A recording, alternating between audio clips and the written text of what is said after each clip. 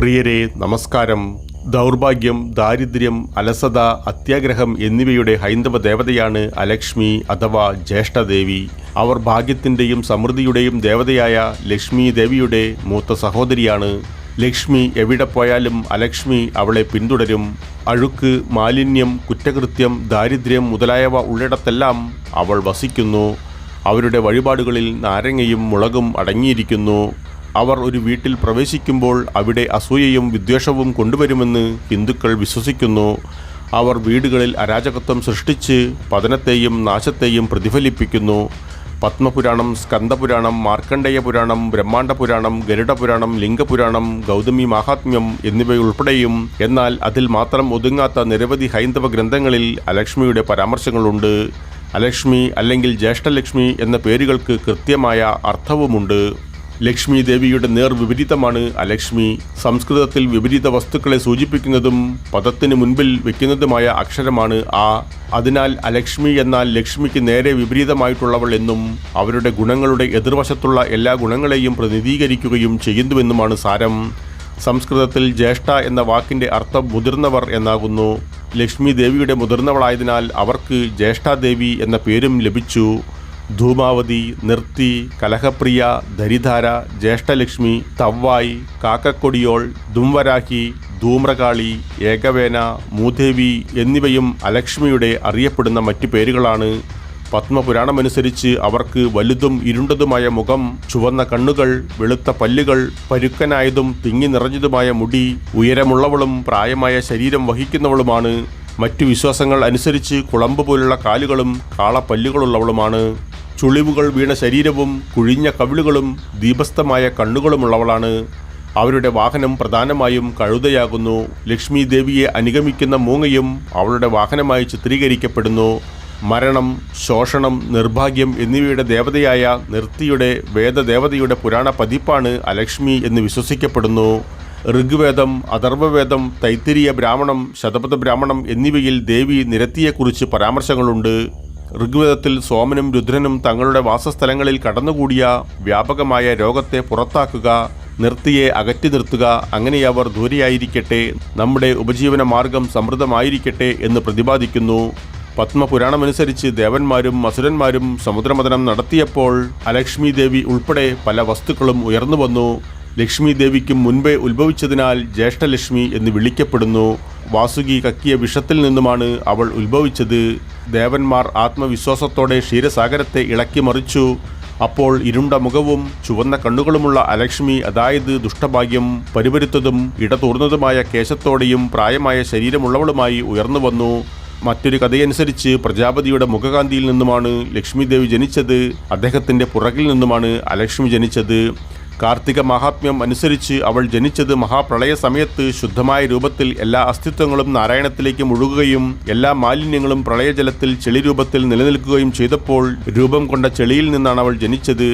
അവർ സമുദ്രത്തിൽ നിന്ന് ഉത്ഭവിച്ചപ്പോൾ അവൾ ദേവന്മാരോട് ചോദിച്ചു, ഞാൻ എന്തു ചെയ്യണം? ദുരിതങ്ങളുടെ കലവറയായ ആ ദേവിയോട് ദേവന്മാർ നിർദ്ദേശിച്ചു, അല്ലയോ ദേവി, കലഹങ്ങൾ നടക്കുന്നവരുടെ ഭവനങ്ങളിൽ ഞങ്ങൾ നിങ്ങൾക്ക് സ്ഥാനം നൽകുന്നു. ദുഷ്ടതകളോടൊപ്പം ക്രൂരവും വ്യാജവുമായ വാക്കുകൾ സംസാരിക്കുന്നവരുടെയും സന്ധ്യാസമയത്ത് ഭക്ഷണം കഴിക്കുന്ന നികൃഷ്ടരായ മനുഷ്യരുടെയും വീടുകളിൽ എല്ലായ്പ്പോഴും ദുരിതം ഉളവാക്കുകയും തലയോട്ടിയും മുടിയും ഭസ്മവും അസ്ഥിയും പതിരും ഉള്ളിടത്തായിരിക്കും നിന്റെ താമസം എന്നതിൽ സംശയമില്ല.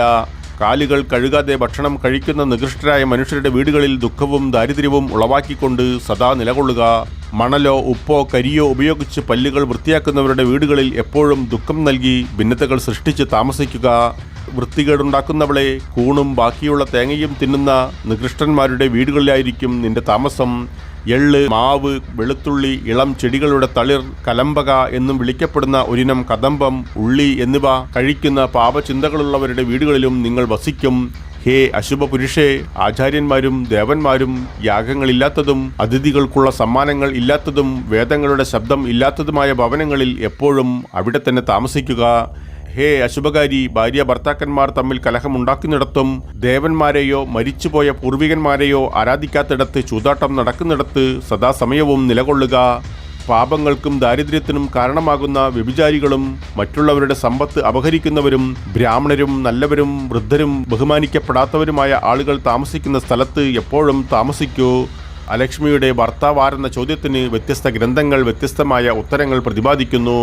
ഉദ്ദാലകമുനി, ദൂസമുനി, മരണത്തിൻ്റെ ദേവനായ അസുരൻ കലി എന്നിവരെ അവരുടെ ഭർത്താക്കന്മാരായി വിലയിരുത്തുന്നു. പത്മപുരാണമനുസരിച്ച് അലക്ഷ്മിക്ക് ശേഷം ലക്ഷ്മി ദേവി സമുദ്രത്തിൽ നിന്ന് പുറത്തു വന്നു. അപ്പോൾ എല്ലാ ദേവന്മാരും ലക്ഷ്മിയോട് മഹാവിഷ്ണുവിനെ സ്വീകരിക്കുവാൻ അഭ്യർത്ഥിച്ചു. എന്നാൽ അവൾ മടിച്ചു നിന്നു. ദേവന്മാരെ, മൂത്ത സഹോദരിയായ അലക്ഷ്മി വിവാഹം കഴിക്കാതെ ഇളയവളായ എന്നെ എങ്ങനെ വിവാഹം കഴിക്കാൻ താങ്കൾക്ക് ആഗ്രഹിക്കുവാനാകും? മൂത്തവൾ അവിവാഹിതയായി തുടരുമ്പോൾ അനുജത്തിയാൽ വിവാഹിതയാകുവാൻ കഴിയുമോ? അതിനാൽ ഭഗവാൻ വിഷ്ണു ഉദ്ദാലകമുനിക്ക് അലക്ഷ്മിയെ നൽകി. കൽക്കി പുരാണത്തിലും മഹാഭാരതത്തിലും അസുരനായ കലി അവളുടെ ഭർത്താവാണ്. മറ്റൊരു കഥയനുസരിച്ച് ലക്ഷ്മി ദേവിക്ക് ഭർത്താവായി മഹാവിഷ്ണുവുള്ളതും വൈകുണ്ഠത്തിൽ താമസിക്കുന്നതും തനിക്ക് ഭർത്താവോ വാസസ്ഥലമോ ഇല്ലാത്തതും അലക്ഷ്മിയിൽ അസ്വസ്ഥത ഉണ്ടാക്കി. മരണത്തിൻ്റെ ദേവൻ അലക്ഷ്മിയുടെ ഭർത്താവായിരിക്കുമെന്നും അഴുക്ക്, അത്യാഗ്രഹം, കാപട്യങ്ങൾ, കാമം മുതലായവ ഉള്ളിടത്ത് അവൾ ജീവിക്കുമെന്നും ലക്ഷ്മി ദേവി ആജ്ഞാപിക്കപ്പെട്ടു. മാർക്കണ്ഡേയ പുരാണം നൃത്തിയെയും അലക്ഷ്മിയെയും രണ്ട് വ്യത്യസ്ത ദേവതകളായി പരാമർശിക്കുന്നു. നൃത്തിയും മൃത്യുവിൻ്റെ ഭാര്യയായിരുന്നു. മൃത്യുവിന് അലക്ഷ്മി എന്ന മറ്റൊരു ഭാര്യയുമുണ്ട്. അവരിലും 14 പുത്രന്മാരുണ്ടായിരുന്നു. അവർ മൃത്യുവിൻ്റെ കൽപ്പനകൾ നടപ്പിലാക്കുന്നു. കൂറുപിരിയൽ സന്ദർഭങ്ങളിൽ അവർ മനുഷ്യവർഗത്തെ സന്ദർശിക്കുന്നു. അലക്ഷ്മിയെ നമ്മുടെ ജീവിതത്തിൽ നിന്ന് എങ്ങനെ ഓടിക്കാം എന്നും നാം അറിഞ്ഞിരിക്കേണ്ടതുണ്ട്. ലക്ഷ്മി പൂജയുടെ രാത്രിയിൽ അലക്ഷ്മിയെ വീട്ടിൽ നിന്ന് ഓടിക്കാൻ നടത്തുന്ന ഒരു ആചാരമുണ്ട്. അലക്ഷ്മി നിസാരന, അതായത് അലക്ഷ്മിയെ നീക്കം ചെയ്യുകയെന്നത്. ഈ ദിവസം പുതിയ ചൂൽ വാങ്ങി പൂജിക്കുന്നു. അതുകൊണ്ട് പാതിരാത്രിയിൽ വീട്ടിലെ സ്ത്രീ വീട് തൂത്തുവാരുന്നു. ചപ്പുചവറുകൾ ഒരു മുറത്തിൽ ശേഖരിക്കുകയും വീടിന് പുറത്തേക്ക് വലിച്ചെറിയുകയും ചെയ്യും. പിന്നെ വീടിൻ്റെ എല്ലാ കോണുകളിലും പോയി മുറം കൊണ്ട് ബഹളമുണ്ടാക്കുന്നു. അപ്പോൾ ആ സ്ത്രീ പറയും, ഭക്ഷണം, സമ്പത്ത്, ലക്ഷ്മി അകത്തേക്ക് വരൂ. ദാരിദ്ര്യം, അതായത് ലക്ഷ്മി വന്നിരിക്കുന്നതിനാൽ വീട്ടിൽ നിന്നും ഇറങ്ങിപ്പോകൂ. ഇങ്ങനെ അർദ്ധരാത്രി കഴിഞ്ഞാൽ പുരുഷന്മാർ പാതി അടഞ്ഞ കണ്ണുകളോടെ ഉറങ്ങുമ്പോൾ നഗരത്തിലെ സന്തുഷ്ടരായ സ്ത്രീകൾ അലക്ഷ്മിയെ അവരുടെ മുറ്റത്തുനിന്ന് മുറം കൊണ്ട് വീശുകയും ചെറിയ ചെണ്ടകൾ ഉപയോഗിച്ച് കൊട്ടിയും ഓടിക്കാൻ തുടങ്ങുന്നു. ഇപ്രകാരം സ്കന്ദപുരാണത്തിൽ പ്രതിപാദിക്കുന്നുണ്ട്. ശുചിത്വം, നിസ്വാർത്ഥത, അച്ചടക്കം, കഠിനാധ്വാനം എന്നിവയുടെ പരിശീലനത്തിലൂടെ അലക്ഷ്മിയെ അകറ്റി നിർത്താം. ചെറുനാരങ്ങയും മുളകും അലക്ഷ്മിയുടെ പ്രിയപ്പെട്ട ഭക്ഷണങ്ങളാണ്. അതിനാൽ പല ഹിന്ദുക്കളും അവരുടെ ഭവനങ്ങൾക്കും സ്ഥാപനങ്ങൾക്കും പുറത്ത് ഇവ തൂക്കിയിടുന്നു. അലക്ഷ്മി അത് കഴിക്കുന്നു. അതിനാൽ തന്നെ വീട്ടിൽ പ്രവേശിക്കുകയില്ല. സരസ്വതി ദേവിയെ ആരാധിക്കുന്നത് ജ്യേഷ്ഠാദേവിയെ അകറ്റി നിർത്തുവാൻ സഹായിക്കുന്നു. ജ്യേഷ്ഠ സഹോദരിയുടെ വിജയകരമല്ലാത്ത വിവാഹത്തെക്കുറിച്ചും പ്രതിപാദനമുണ്ട്. ഉദ്ദാലകനുമായുള്ള വിവാഹശേഷം അവർ അദ്ദേഹത്തോടൊപ്പം ആശ്രമത്തിലേക്ക് പോയി. ആശ്രമം ശാന്തവും മനോഹരവും വിശുദ്ധ മന്ത്രങ്ങളാൽ മുഖരിതമായിരുന്നു. എന്നാൽ ഈ പരിതസ്ഥിതി സഹിക്കാനാവാതെ അലക്ഷ്മി പെട്ടെന്ന് പുറത്തേക്കോടി. അത് കണ്ട് പരിഭ്രാന്തനായ ഉദ്ദാലകന് എന്താണ് സംഭവിച്ചതെന്ന് തിരിച്ചറിയുവാനായില്ല. ആശ്രമത്തിലെ അവളുടെ അസഹിഷ്ണുതയുടെ കാരണം അദ്ദേഹം ആരാഞ്ഞു. അപ്പോഴവൾ ഈർഷ്യയോടെ പറഞ്ഞു, വേദങ്ങളുടെ ശബ്ദം കേൾക്കുന്ന, അതിഥികളെ ബഹുമാനിക്കുന്ന, യാഗങ്ങൾ മുതലായവ നടക്കുന്നിടത്ത് ഞാൻ താമസിക്കുകയില്ല. അതുപോലെ ജോഡിയായി കമിതാക്കൾ താമസിക്കുന്നിടത്തും മരിച്ചുപോയ പൂർവികരെ ബഹുമാനിക്കുന്നിടത്തും ഞാൻ താമസിക്കുകയില്ല.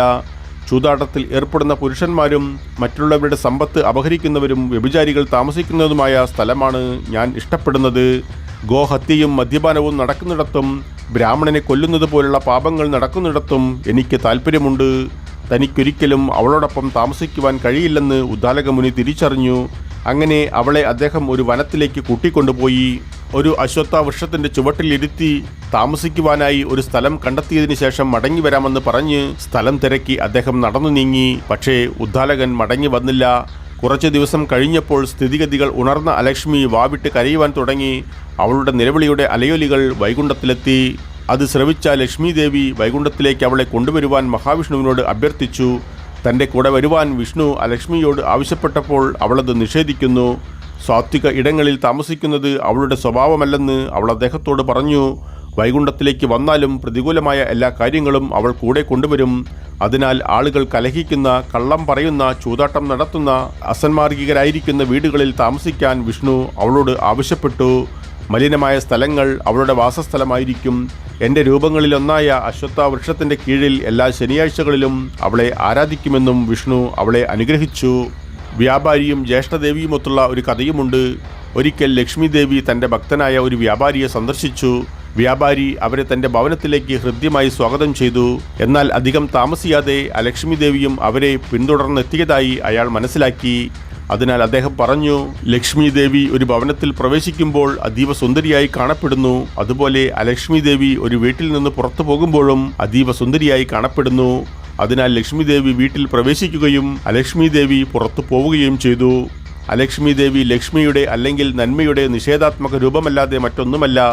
സമ്പത്ത് സമ്പാദിക്കുന്നതിൽ മാത്രം ശ്രദ്ധ കേന്ദ്രീകരിക്കരുതെന്നും ധാർമ്മികമായി അധപ്പതിക്കരുതെന്നും അവർ നമ്മെ പഠിപ്പിക്കുന്നു. അല്ലെങ്കിൽ അവൾ നമ്മുടെ വീടുകളിൽ കയറും. ഓർമ്മയായിരിക്കട്ടെ.